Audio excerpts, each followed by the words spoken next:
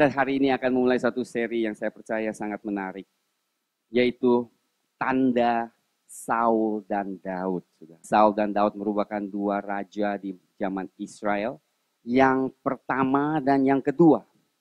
Jadi sebelum yang namanya kerajaan Israel itu terbentuk, umat Israel adalah dipimpin oleh yang namanya hakim. Dan saat itu hakim Samuel yang sangat takut akan Tuhan, yang kudus, memimpin umat Israel. Mereka tidak ada raja.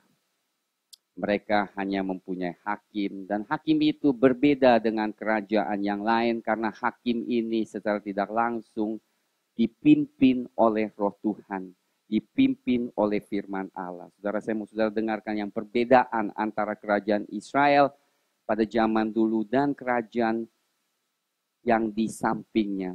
Ada perbedaan yang besar karena otoritas raja tetap terbatas di Israel. Kenapa terbatas? Karena mereka tetap harus dipimpin oleh firman perintah Tuhan dan juga Roh Kudus. Sehingga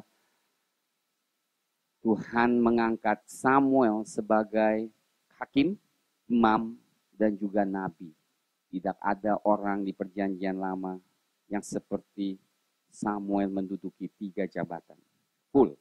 Nabi, imam, dan hakim. Hakim itu adalah raja. Tidak permasalahan yang akan tiba, dia akan doa dan menyelesaikan perselisihan antara umat Israel. Kuasanya sangat besar, saudara. Dan kita akan bicarakan tentang Saul dan Daud karena Saul ada lambangnya, Daud ada lambang, dan umat Israel ada lambangnya. Kita mau bicarakan tentang hal yang penting. Karena setiap dalam kehidupan kita ada namanya Saul dan juga ada namanya Daud. Tentu ini yang merupakan suatu lambang, saudara. Umat Israel berbicara tentang kita sebenarnya. Umat Israel bicara tentang kita. Saul adalah gambaran kedagingan. Nanti saya akan jelaskan kenapa merupakan suatu kedagingan. Dan akhirnya Daud merupakan hal-hal rohani. Jadi kita bisa pilih. Jadi umat Israel pada satu titik tertentu di mana di dalam perjalanan mereka harus pilih, saudara. Apakah mereka pilih kedagingan atau mereka pilih kerohanian? Kita akan melihat di sini suatu lambang. Tentu kalau saudara katakan secara jelas, secara tepat, mungkin tidak setepatnya, tetapi selalu ada suatu gambaran yang profetik. Amin, saudara. Jelas sekali, saudara. Umat Israel pada saat ini beda dengan zamannya. Di zamannya Musa, saudara, umat Israel tidak ada pilihan. Dengar baik-baik. Kenapa ini hari penting sekali? Tidak ada pilihan karena belum dapat penebusan, betul? Mereka lahir udah jadi budak. Bicarakan tentang kita. Kita lahir itu udah budak. Budak dari iblis yang hanya bisa berdosa. Kita nggak bisa ada pilihan lain. Kita katakan aku mau pilih yang baik. Tapi saudara melihat dalam kehidupan setiap orang, saudara kalau perhatikan kehidupan setiap orang yang belum dalam Tuhan, saudara akan lihat. Ada baiknya tetapi selalu ada kejahatannya. Selalu ada di setiap orang. Ada berkatnya tetapi ada kutuknya di dalam kehidupan orang itu. Saya melihat orang-orang sekitar saya, termasuk keluarga yang belum kenal Tuhan, saya melihat, mereka ada kelebihan tetapi selalu ada sesuatu yang menghantui mereka. Mereka tidak bisa bebas karena mereka makan dari buah yang pengetahuan baik dan jahat. Jadi saudara lihat baik-baik. Buah itu bukan jahat aja yang Adam dan Hawa makan. Hasil dari makan buah itu jangan salah, saudara. Ada baik, bukannya ada baik. Dikatakan pengetahuan akan yang baik dan yang jahat. Jadi kita lihat ini orang baik kok. Tapi saudara nggak tahu. Sekalipun baik, bukan kehidupan akhirnya mendatangkan kematian. Bicara apa? Kebaikan seseorang tidak bisa menyelamatkan. Yang hanya bisa menyelamatkan adalah kehidupan. Amin, saudara. Buah kehidupan yang berbicara tentang Tuhan Yesus. Pohon itu adalah Tuhan Yesus, saudara. Hawa tertarik memakan buah itu karena lihat kebaikannya yang dia bisa pilih. Aku pilih baik, pasti lebih baik. Tapi saudara jangan salah. Buah itu tetap mendatangkan maut. Kebaikan manusia tidak bisa menyelamatkan jiwa. Umat Israel pada zamannya Musa tidak ada pilihan kecuali dibudak, jadikan budak. Harus anak domba Allah, berarti domba binatang ini darahnya tercurah, ya kan kita sudah bicarakan, baru terjadi pelepasan. Bebas. Sekarang mereka bisa pilih. Saudara kalau belum di dalam Tuhan, saudara tidak ada pilihan terkecuali berdosa, terbelenggu. Dengar baik-baik saudara. Tetapi setelah saudara dalam Tuhan, saudara baru ada pilihan. Namun, dengar baik-baik, sekalipun saudara di dalam Tuhan, kalau saudara mau menjadi belenggu, saudara bisa pilih diperbelenggu. Benar? Masuk akal? Karena keselamatan dan pembebasan yang Tuhan berikan kepada kita adalah suatu pilihan sekarang kita bisa pilih. Dulu nggak bisa pilih, saudara nggak ada kuasa untuk memilih. Tapi sekarang saudara ada kuasa untuk memilih hidup atau mati. Hanya, aku selamat, tetapi perjalanan kehidupan adalah pilihan yang hikmat, yang sesuai dengan rencana Tuhan, yang kita terus pilih, kita terus pilih, kita terus pilih. Akhirnya mendatangkan berkat yang berkelimpahan. Dengar baik-baik saudara. Bukan otomatis kita mendapat sesuatu, tetapi karena pilihan yang kita buat. Zamannya Saul, haleluya. Ada berapa hal yang terjadi sehingga umat Israel terdesak untuk memilih sesuatu. Ya, yang saya mau sampaikan hari ini adalah luar biasa. Saul melambangkan pilihan kedagingan kita. Daud melambangkan pilihan kita untuk jalan rohani dan kehidupan. Saul adalah lambang pengharapan yang tidak terrealisir. Berharap tetapi akhirnya kecewa umat Israel. Karena dia tidak memenuhi panggilannya sebagai raja yang baik. Daud adalah lambang penggenapan janji Tuhan.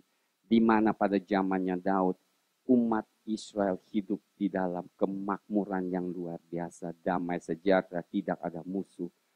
Daud adalah lambang kehidupan, kemenangan, kemakmuran. Amin. Saul sebaliknya adalah lambang di mana pengharapan yang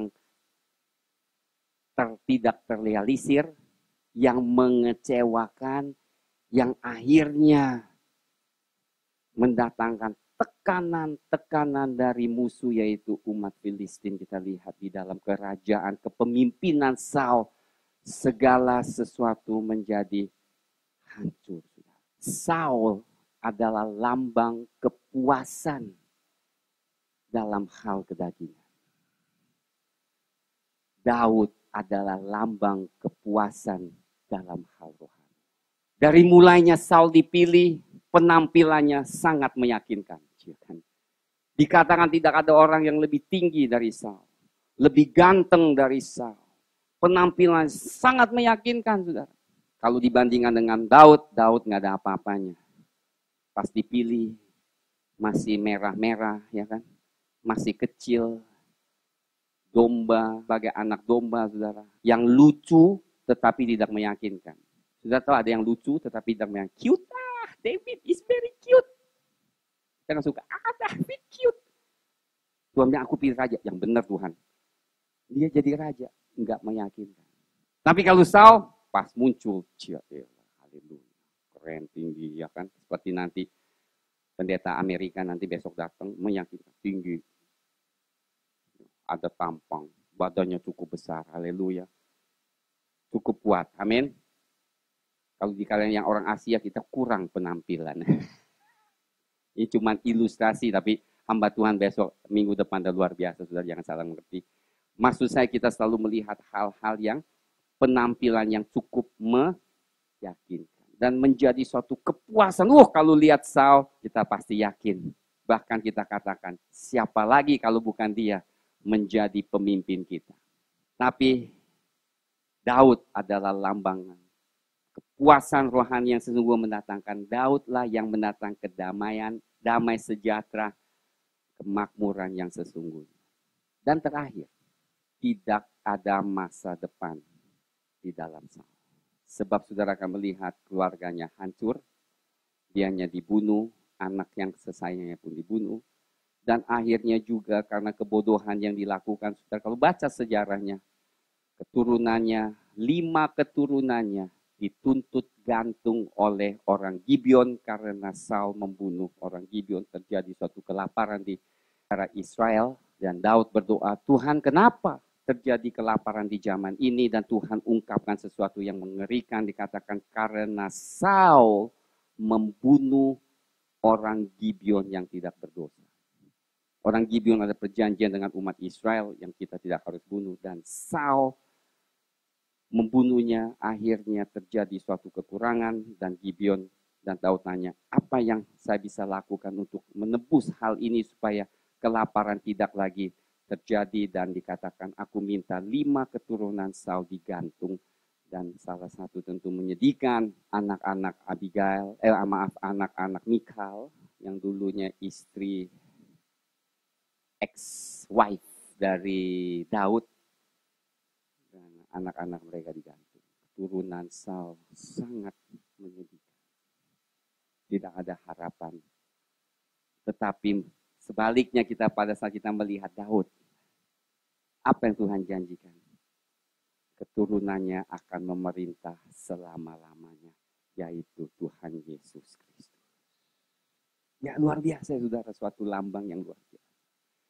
Yesus yang akan memerintah 1000 tahun dan akan selama-lamanya. Orang yang memilih Daud tentu ada hasil yang luar biasa. Amin saudara, luar biasa ya. Ini perumpamaan ini sangat, bukan perumpamaan apa namanya, lambang-lambang yang kita akan sampaikan ini luar biasa. Maka kita akan lihat dulu keadaan apa sehingga umat Israel memilih Saul. Kita akan pelajari sedikit, saya percaya banget saudara, apa yang dialami umat Israel pada saat itu sangat profetik menunjukkan keadaan kita saat ini. Bahkan secara individu, pribadi saudara, maupun keseluruhan gereja dan jemaat Tuhan di mana-mana. Amin saudara. Jadi ini firman mengandung unsur profetik yang amat dalam. Mari kita melihat di 1 Samuel pasal 8. Belakangnya kita lihat kenapa umat Israel pilih Saul dan kenapa menjadi masalah di kemudian hari, saudara. Ini merupakan transisi, saudara. Ini juga membicarakan, saya percaya membicarakan bagi hidup saudara yang pasti ada relevannya, pasti ada kaitannya apa yang kita sampaikan hari ini. Ini adalah sesuatu yang selalu terjadi dalam hidup kita dan kita bisa menyamakan keadaannya dengan keadaan kita.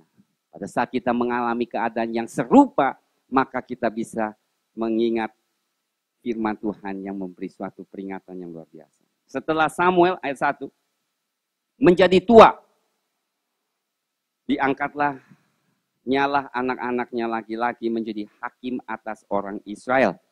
Nama anaknya yang sulung ialah Yoel, dan nama anaknya yang kedua ialah Abia. Keduanya menjadi hakim di Berseba. Tetapi anak-anaknya itu tidak hidup seperti ayahnya. Mereka mengejar laba, menerima suap, dan memutarbalikan keadilan. Sebab itu berkumpullah semua tua-tua Israel. Mereka datang kepada Samuel di Rama dan berkata kepadanya, engkau sudah tua dan anak-anakmu tidak hidup seperti engkau, maka angkatlah sekarang seorang raja atas kami untuk memerintah kami seperti pada segala bangsa-bangsa lain. Pertama yang saya mau sampaikan, saudara bisa bayangkan Samuel yang sangat suci dan kudus, hidupnya benar, tidak menjamin anak-anaknya benar. Tidak menjamin anak pendeta benar. Karena pendetanya baik, tidak berarti anak-anaknya otomatis ya dilahirkan dengan khusus pasti baik. Tidak, saudara. Kenapa bisa demikian? Salah satu karena Samuel tidak ada contoh yang baik pada saat dia dibesarkan di keluarga Eli. Imam sebelumnya adalah siapa? Eli. Eli itu anak-anaknya juga korupsi. Samuel dibesarkan di keluarga lingkungan seperti itu. Dia tidak ada contoh untuk meniru. Ini keluarga baik. Yangnya sebenarnya gimana? Dia tidak tahu. Akhirnya, dengar baik-baik.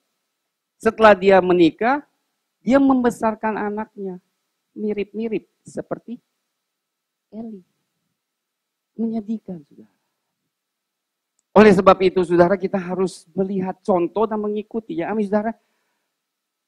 Dari zaman dulu tidak ada.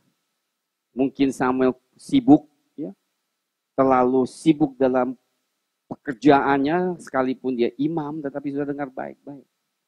Sehingga keluarganya diabaikan. Tidak memberikan alasan kalau anak-anak kita tidak sesuai, hidup tidak sesuai dengan firman.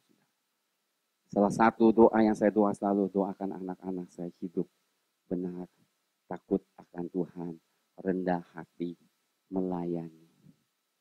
Ini adalah salah satu kerinduan. Saya tidak, seperti saya selalu katakan, saya mau anak-anak saya cinta Tuhan, takut akan Tuhan. Amin, saudara. Soal kaya nggak kaya, gampang. Itu mah Tuhan bisa berikan. Dan karena itu, saudara, anak-anaknya korupsi, keadaan Israel ini mengecewakan. Akhirnya apa? Dikatakan, bro, anak lu ya, korupsi, lu kan tahu. Nggak bisa. Kita mau seorang raja yang menggantikan engkau. Sudah dengar baik-baik. Sebenarnya hal soal raja memang sudah di dalam rencana Tuhan. Dengar baik-baik. Tuhan memang sudah merencanakan tuh mengangkat seorang raja menjadi pemimpin bagi orang Israel. Itu sudah ditentukan. Dari mana? Dari Ulangan pasal 17.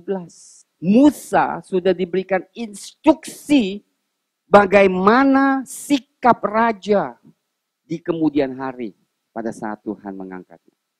Berarti semua ini ada di dalam rencana Tuhan. Katakan rencana Tuhan.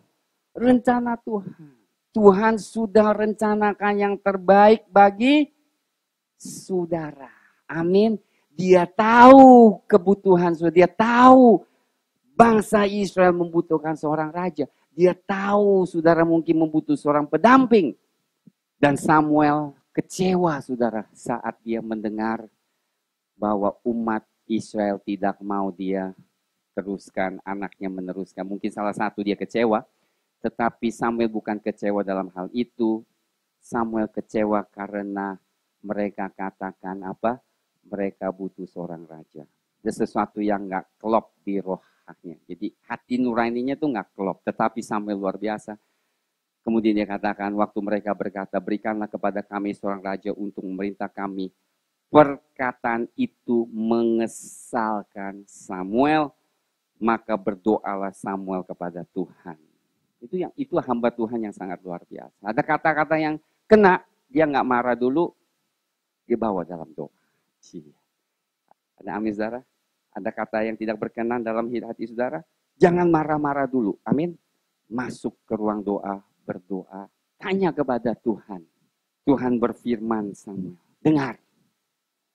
Perkataan bangsa itu dalam segala hal yang dikatakan mereka kepadamu, sebab bukan engkau yang mereka tolak, tetapi akulah yang mereka tolak, supaya jangan aku menjadi raja atas mereka. Don't feel, jangan personal gitu. Jangan merasa personal. Sorry, it's not personal. Tuhan katakan, jangan kecewa. Mereka bukan tolak lu. Tolak gua sebenarnya. Saudara, sebagai nanti pelayan Tuhan, jangan terlalu sensitif kalau ada kata-kata yang diutarakan. Ya, betul. Mereka bukan diarahkan kepada saudara, tetapi diarahkan kepada Tuhan. Lihat apa ayat 8 dikatakan. Tepat seperti yang dilakukan mereka kepadaku sejak hari aku menuntun mereka keluar dari Mesir sampai hari ini. Heran. Kenapa Tuhan katakan seperti itu? Dia katakan, jangan heran, mereka ini udah pasti lakukan yang sama. Tetapi mereka generasi yang berbeda.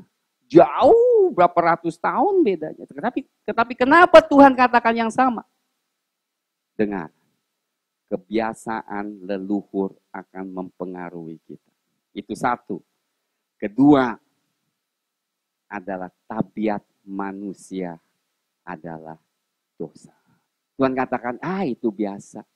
Mereka dari dulu tuh udah berontak. Sekarang juga mereka dulu juga dosa, sekarang juga dosa. Karena itu tabiat mereka. Kebudayaan mereka. Turun-menurun modelnya sama. Yang beda jemaat GL. Oleh sebab itu ayat 9. Yakni meninggalkan daku dan beribadah kepada Allah lain. Demikianlah juga dilakukan mereka kepadamu. Mereka tuh selalu mau menyembah berhala. Selalu mau meninggalkan Tuhan Yesus. Selalu mau meninggalkan Tuhan mereka yang menyelamatkan. Itu tabiat mereka. Dari dulu sampai sekarang sama. Untung kita bukan Tuhan ya. Tuhan ratusan tahun. Ya, kok masih begini aja ya kan. Kalau kita 3 bulan masih begini, tuh kan, untung gue bukan Tuhan, gue turunin tuh api tuh, bakar lu. Puji Tuhan, Tuhan tuh kesabarannya sangat panjang lebar, amin. Melihat kita tuh nggak taat-taat, masih Tuhan beri kesempatan, katakan amin. Dan bertobatlah, haleluya. Dengar, inilah yang menjadi hak raja yang kembali, tapi dikatakan ayat 9, oleh sebab itu dengarlah pemerintah mereka, hanya mengingatkan lah mereka dengan sungguh-sungguh dan beritahukanlah kepada mereka apa yang menjadi hak raja yang akan memerintah mereka. Kemudian Tuhan berikan suatu warning. Dengar ya, kalau engkau pilih raja, ini yang kau kehendaki, ini akibatnya. Karena pertama-tama, dengar baik-baik, bukan timingnya Tuhan, bukan kehendak Tuhan untuk umat Israel mengangkat seorang raja pada saat itu. Dengar baik-baik. Bukannya Tuhan tidak ada rencana untuk mengangkat sebuah orang raja, tetapi timingnya belum tiba. Saya mau sampaikan sesuatu ini, saudara perhatikan yang penting sekali. Kemudian Samuel mulai membeberkan semua yang negatif yang akan terjadi kalau engkau pilih raja sekarang ini. Anakmu akan diambil, ladangmu akan diambil. Semua yang baik engkau akan berikan kepada raja ini. Engkau justru akan terbelenggu karena raja ini. Siap enggak? Tuhan tuh baik. Tuhan sudah melihat ke depan. Lu mau pilih raja sekarang? Boleh. Tapi lu harus tahu ada akibatnya. Karena kehendakmu saat ini adalah kehendak kedagingan. Bukan kehendak Tuhan. Bukankah Tuhan tadi, Bapak bilang, Tuhan bukan merencanakan seorang raja? Iya. Kok sekarang udah mau raja tapi masih belum kehendak Tuhan? Itulah Tuhan. Dia rencanakan sesuatu. Tapi dia ada caranya dan waktunya. Kalau sesuatu mau tergenapi di dalam hidupmu, bukan saja janjinya kita pegang, tapi caranya kita harus ikuti. Bukan janjinya yang kita pegang saja, tetapi cara dan timingnya kita harus setia mengikuti. Ada amin. Kalau tidak, kita akan pilih Saul. Saya jelaskan nanti, kenapa Saul adalah kedagingan. Kenapa sekalipun kita akan lihat bahwa Saul sebenarnya juga pilihan Tuhan, tapi kenapa tetap gagal? Ini yang menjadi pertanyaan pada pagi hari. Sekalipun kita akan melihat tanda-tandanya nanti. Bagaimana Saul dipimpin oleh Roh Kudus, dombanya hilang sehingga dia ketemu Samuel. Itu kayaknya ilahi banget. Memang ilahi, saudara. Tuhan memang yang pilih Saul kok. Samuel yang mengurapi. Dengar ya, dengar ya. Kenapa tetap tidak menghasilkan yang baik? Nah, kita lihat sekarang, lihat. Ayat 14 di situ. Selanjutnya dari ladangmu, kebun anggurmu, kebun zaitunmu diambil yang paling baik. Dan akan diberikannya kepada pegawai-pegawainya. Semua yang dibayang terbaik. Anakmu terbaik. Berarti kau kembali seperti budak. Tetapi bukan kepada umat, kepada Mesir, tetapi kedagingan. Dengar baik-baik. Dulu, zamannya Musa, mereka diperbudak oleh setan. Secara lambang. Tapi dengar. Setelah mereka ditebus, mereka bisa diperbudak oleh kedagingan. Oleh pilihan mereka. Dulu diperbudak oleh Firaun. Sekarang diperbudak oleh pilihan mereka sendiri. Saudara mau diperbudak atau mau merdeka? Bukan pilihan Tuhan. Pilihan saudara. Karena Tuhan sudah buka jalan supaya kita merdeka. It's up to you. Ayat 16, lihat. Ayat 15. Dari gandummu yang hasil, kebun anggurmu akan diambilnya 1/10 dan akan diberikannya kepada pegawai istananya dan kepada pegawai-pegawainya yang lain. Budak-budakmu laki-laki dan budak-budakmu perempuan, ternakmu yang terbaik, keledai-keledaimu yang diambilnya dan dipakainya untuk pekerjaannya. Semuanya yang terbaik, mobilmu yang paling baik, semua diambil. Benar enggak lu mau ini raja? Tuhan tuh baik. Kambing dombamu akan diambilnya 1/10 dan kamu sendiri akan menjadi budaknya. Dengar, akan menjadi budak. Sama seperti di zaman Musa. You become the slave. Engkau akan jadi budak karena raja ini. Karena pilihanmu. Ayat 18. Dengar ayat 18. Camkan, garis bawakan. Pada waktu itu kamu akan berteriak.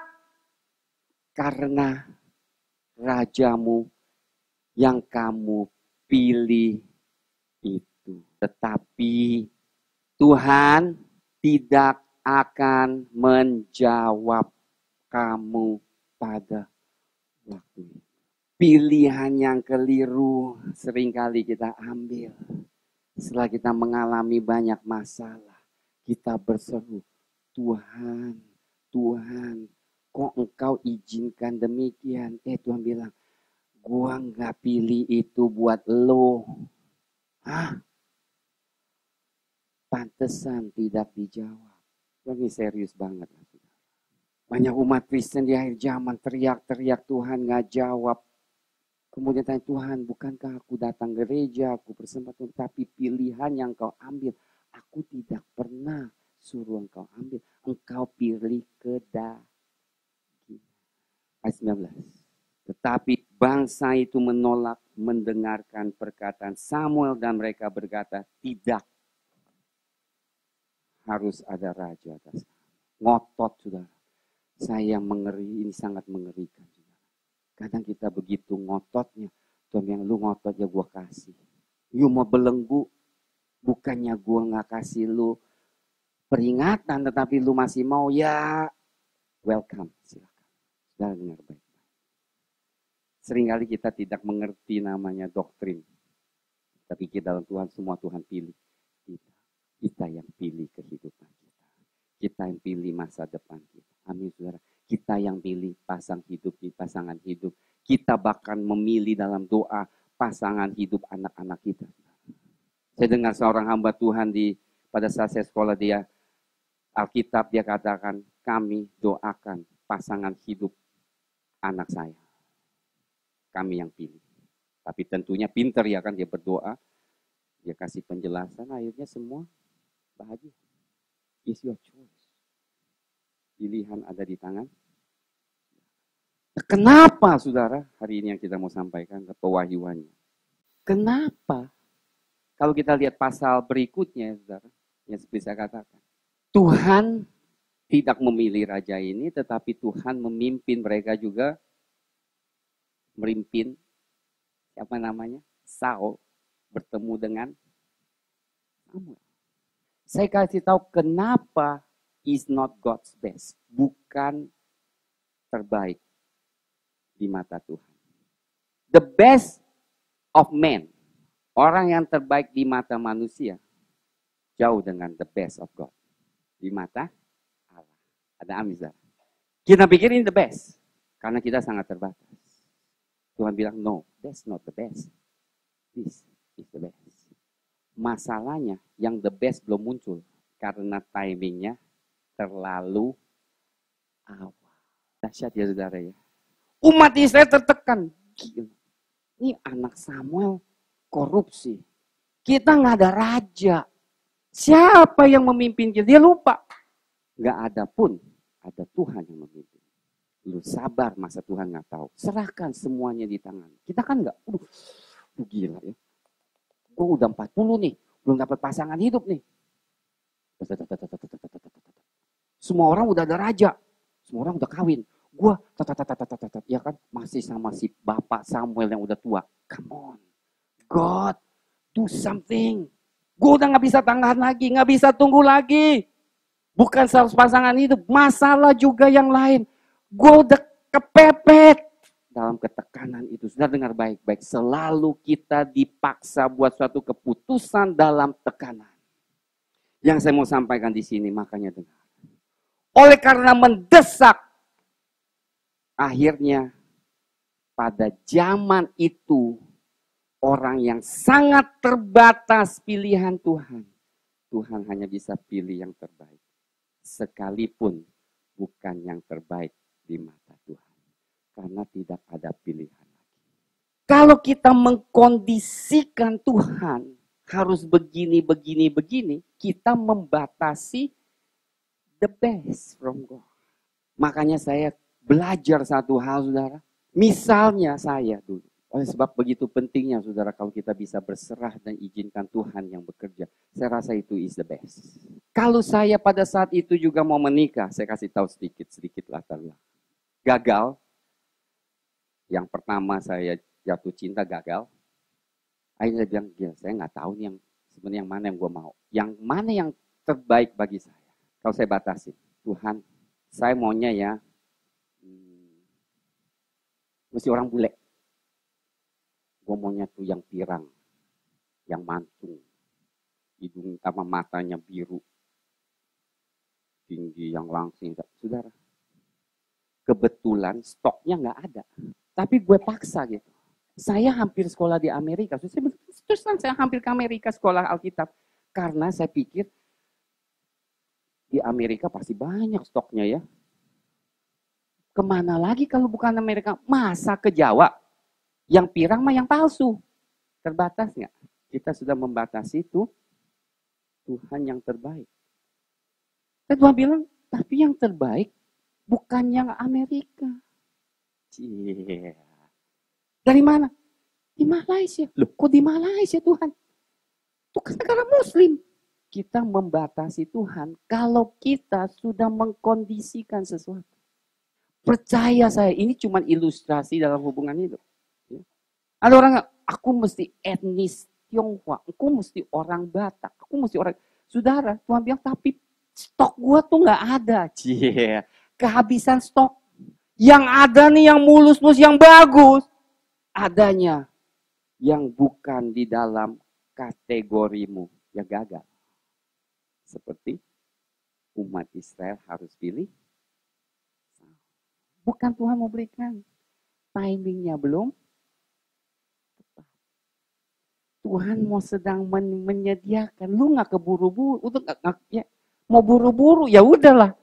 Tuhan masih baik. Oke, I give you the best. Best of the best. Tetap bukan the best of God. Waktunya belum. Lebih banyak kondisi kedagingan yang kita berikan kepada Tuhan. Lebih terbatas you punya pilihan. Bukan pilihan Tuhan. Pilihan you. You mau lagi, Tuhan, gue maunya yang tinggi. Gue maunya yang begini, gue mau yang begitu. Ya, ini dari pool Tuhan nih. Lu potong. Ya. Oh, lu mau gini lagi? Ya. Yang rohani nggak ditekankan. Akhirnya semua yang jasmani yang kau inginkan, nggak ada pilihan. Pasti ke dagingan. Dan akhirnya umat Israel memilih raja yang sangat tampan, meyakinkan hanya di luarnya saja. Tetapi Saul hanya setia kepada Tuhan gak sampai 2 tahun. Dengar, Saul gak setia sama Tuhan. Setia hanya berapa tahun? Setahun lebih dia sudah gak setia. Kalau dia tidak setia kepada Tuhan, dia tidak akan setia kepada umat Israel. Kalau pasangan hidupmu tidak setia kepada Tuhan, dia tidak akan setia kepadamu. Kalau pilihanmu adalah kedagingan, hasilnya adalah kedagingan. Karena engkau membatasi rencana Tuhan yang besar. Oleh sebab itu, saudara, kalau saudara beriman, jangan batasi Tuhan saat saudara meminta sesuatu. Batasi dengan hal-hal yang rohani. Tuhan, aku mau kehendak-Mu yang terjadi. Aku mau orang yang takut akan Tuhan, yang cinta Tuhan. Aku mau pekerjaan yang memuliakan Tuhan. Aku mau yang sesuatu yang bisa meninggikan nama Tuhan. Saudara, yang begini-gini yang saudara minta. Tapi kalau saudara mau, gua mau gaji yang segini, gua mau dapat segini. Ya Tuhan yang oke. Tapi engkau membatasi Tuhan bekerja. Intinya pada pagi hari saudara kita melihat karena keadaan yang menekan, janganlah izinkan keadaan menekan. Kedua, jangan mengikuti orang-orang yang di dunia.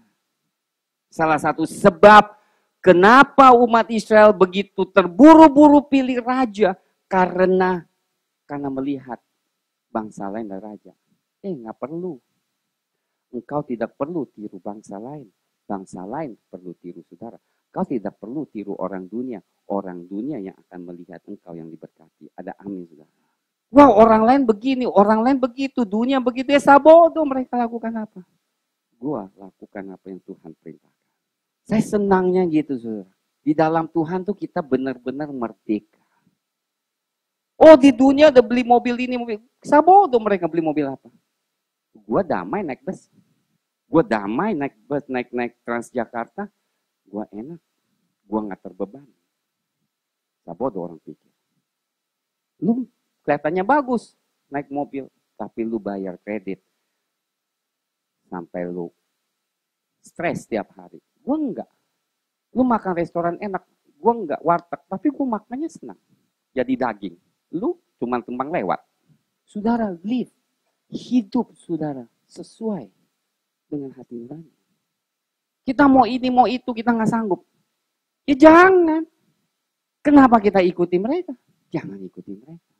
Itu Tuhan alam yang memberi kesejahteraan, kemakmuran yang luar biasa. Pak, tapi aduh Pak, tadi katain ya kan, nggak laku gua nggak laku. Tuhan Yesus cinta gua. Gue sekarang mau ke mana-mana single, enak banget. Coba tanya yang udah mau kawin, ngeluh-ngeluh. Pasti mereka, kalau gue tahu tuh gue gak kawin. Menyesal. Kenapa? Lu gak tahu, tidur ngorok kenceng. Lu gak tahu, mulutnya bau. Lu gak tahu keteknya bau. Kita pikirkan enggak, wah dalam segala cinta. Cium terus, 24 jam. Tidur juga cium. Tanya deh kalau kita begitu, paling bentaran sama betul. Nah ngorok. Tau gak udah gitu? Nggak sampai berapa menit, begini. Menghadapan. Iya kan? Itu realisirnya. Realisa. Betul kan? Kita enggak. Kita udah pikir, kalau dicium wangi, pria yang jantan di samping gua. Merasa nyaman.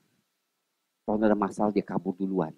Tuhan, gua kira dia, Tuhan bilang, ya namanya kan Saul. Pas ketemu Filistin kabur. Yang muncul Daud. Ya kok gue gak pilih Daud ya? Gak meyakinkan si Daud. Ya kan? Bertobatlah saudara. Does it make sense? Luar biasa nih saudara.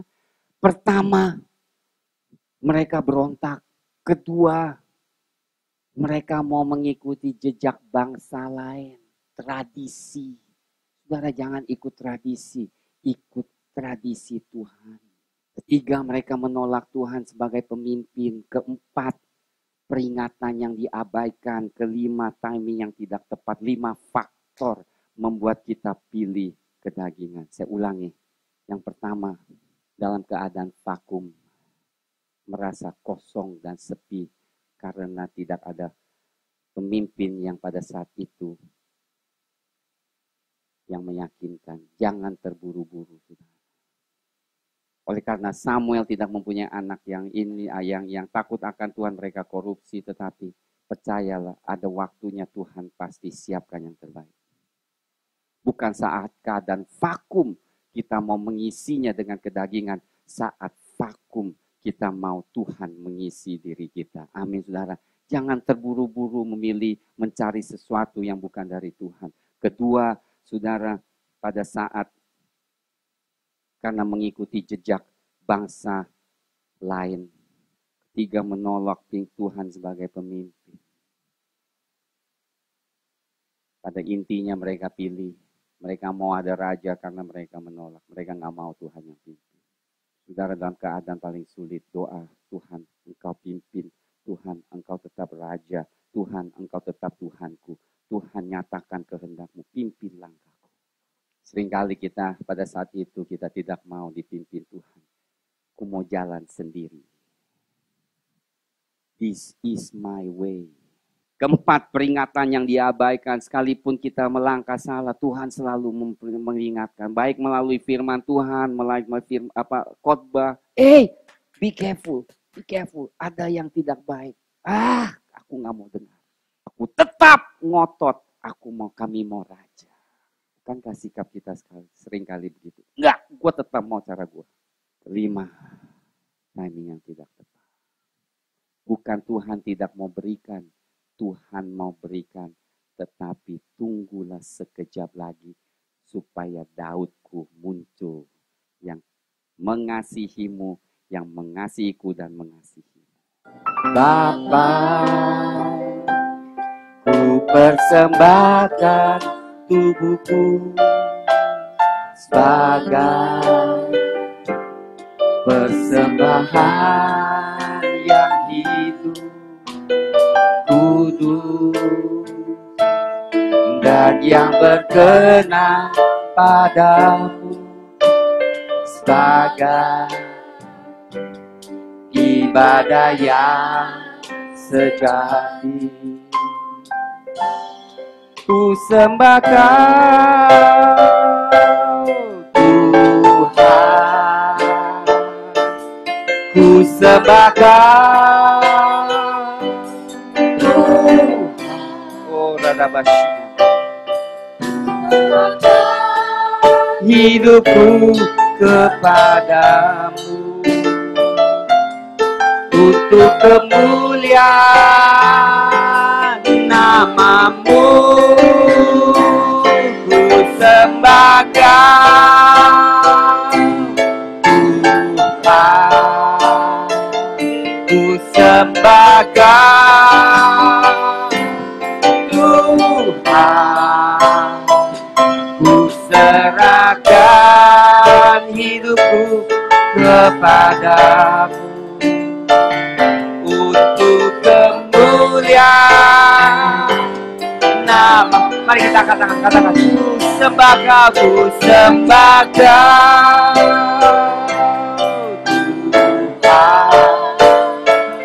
ku sembahkan Tuhan, ku serahkan hidupku kepadamu untuk kemuliaan namamu. Ku sembahkan Tuhan, ku sembahkan Tuhan, ku serahkan hidupku untuk kemuliaan namamu. Apa saudara-saudara, biar pada pagi hari,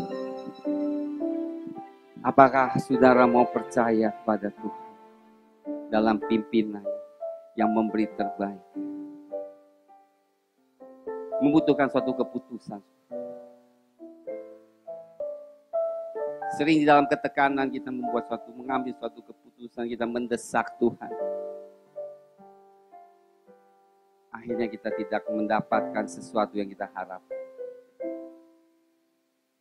Tetapi Tuhan tahu semua yang kita rindukan, Dia sudah siapkan.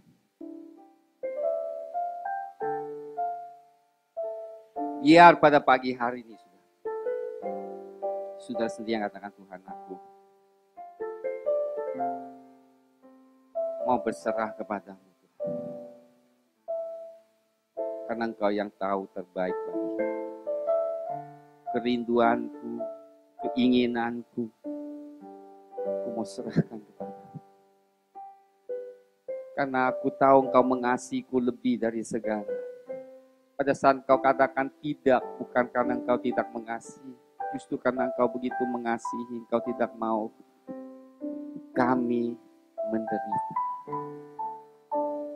Saudara dengar, bukan karena Tuhan tidak mau memberi.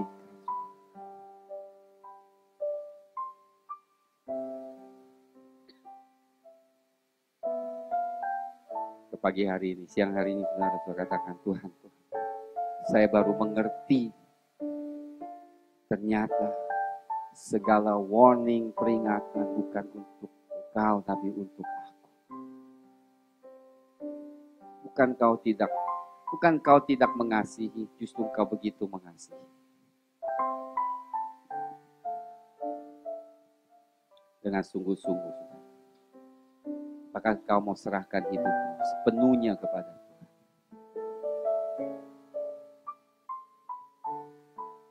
Seandainya Engkau benar sungguh-sungguhmu, Tuhan, aku benar-benar serahkan. Aku tidak mau seperti bangsa Israel memilih kedagingan sehingga datangkan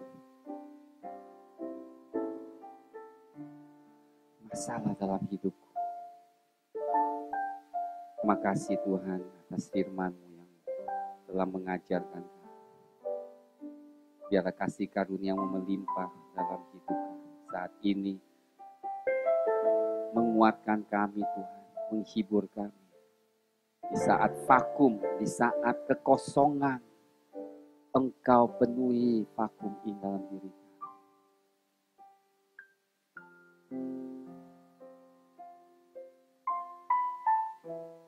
Dengar saudara, sekalipun kita sudah salah, Tuhan tetap akan berikan yang terbaik. Kami saudara dengar, di dalam Tuhan tidak ada harapan.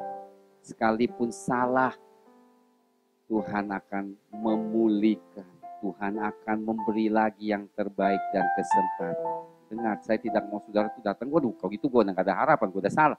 Tidak, saudara. Justru saudara serahkan, saudara ada harapan lagi. Tuhan akan jadikan sesuatu yang baik. Oleh karena Saul, Daudlah terbentuk. Daudlah yang disiapkan. Keajaiban Tuhan tidak bisa dibatasi oleh kita. Samuel berseru, Tuhan, pulihkan Saul. Tuhan bilang, aku telah tolak, tapi jangan khawatir, aku ada Daud. Aku sudah siapkan Daud bagimu. Fantastic God. Bapak, terima kasih pada siang hari ini Tuhan, kami bersyukur atas firman. Kami bersyukur atas pewahyuan yang Kau berikan kepada kami. Sekalipun kami pernah berbuat sesuatu yang bodoh karena kami tidak tahu. Tetapi Tuhan, Kau lebih dahsyat. Engkau Allah yang memulihkan. Engkau Allah yang memberi kesempatan terus menerus. Dan terus memimpin kami yang datang kepadamu Tuhan. Ajarkan kami supaya kami terus bersandar kepadamu dan beriman. Berserah penuh kepadamu Tuhan. Karena rencanamu dalam hidup kami adalah rencana yang terbaik. Penuh dengan pengharapan, damai, sejahtera, dan sukacita. Kami berdoa jemaat-Mu Tuhan, Engkau pimpin setiap kami. Sehingga kami dapat memperoleh yang terbaik yang Engkau telah siapkan bagi kami. Di dalam nama Tuhan Yesus, Kami doa perlindungan-Mu, berkat-Mu ada di atas mereka. Di mana saja mereka berada, Tuhan, mereka menjadi berkat, saluran berkat. Di dalam nama Tuhan Yesus kami berdoa. Semua berkata, amin. Beri tepuk tangan, Tuhan berkati.